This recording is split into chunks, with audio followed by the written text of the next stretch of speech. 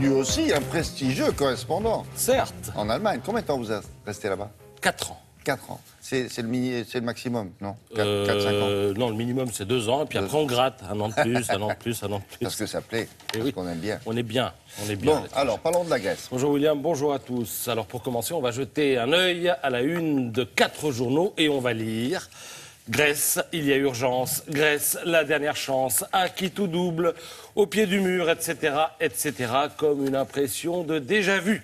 La Grèce a parlé, l'Europe lui a répondu qu'elle respectait son vote et où on en est là, à attendre que la Grèce fasse des propositions qu'elle n'est pas prête à faire à une Europe qui n'est pas prête à entendre autre chose que ce que la Grèce ne veut pas lui dire. Donc on en est là, à chercher s'il y a un trou de souris au fond de l'impasse, comme le chat d'une aiguille par lequel passerait le fil ténu qui retiendrait les Grecs dans la zone euro. À ce scénario, Libération voit un préalable, la réduction de la dette grecque. Laurent Geoffrin l'appelle de ses voeux, mais en des termes qui vont avoir du mal à amadouer ceux qu'il nomme les têtes dures de la finance, les grands prêtres de l'austérité et, pour finir, les talibans en costume-cravate. Il est très en colère ce matin, Laurent Geoffrin.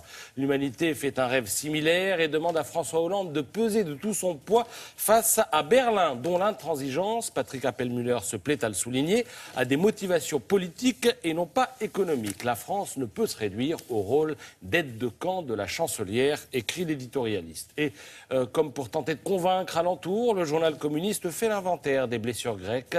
Alors un salarié sur 2 gagne moins de 700 € par mois, le chômage a doublé en 5 ans, un Grec sur 4 vit sous le seuil de pauvreté et n'a pas de sécurité sociale, les impôts ont été multipliés par 4, donc plus 400% pour la moitié la plus pauvre de la population, contre une augmentation de 9% seulement pour les plus riches, croit pouvoir affirmer le journal, dont je doute qu'il réussisse à émouvoir la presse d'en face, c'est-à-dire libérale, européenne et de droite, car du côté des Échos, de l'Opinion et du Figaro, on semble assez peu enclin à verser dans quelque forme de sentimentalisme que ce soit.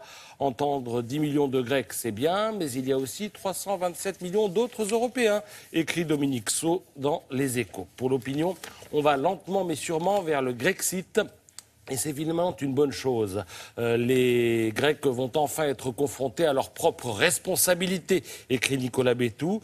Ils vont enfin pouvoir cesser de se mentir à eux-mêmes. Ils vont devoir renoncer à accuser de 1000 morts les créanciers dans le déni absolu de leur gabegie passée. Et ils vont enfin réaliser à quel point le gouvernement de Tsipras a démoli l'économie du pays en profondeur. Croissance stoppée nette, finances publiques dévastées, marché noir relancé, et ce, en 6 petits mois. Un exploit. Au passage, l'éditorialiste de l'Opinion se paye le gouvernement, seul ou presque, écrit-il. La France semble vouloir tout faire pour garder les Grecs à bord, comme si nos propres arrangements avec la règle européenne valaient bien que l'on aidât plus qu'ancre que nous. Le Figaro est sur la même ligne. Les efforts de François Hollande pour trouver un arrangement de la 11e heure avec Athènes procèdent de son éternelle inclination à la synthèse et du tout souci mal placé d'amadouer son aile gauche, écrit Gaëtan de Capelle. Au fond, face au drame grec et en attendant peut-être la drachme grecque, 2 approches d'un classicisme ultra éprouvé s'affrontent.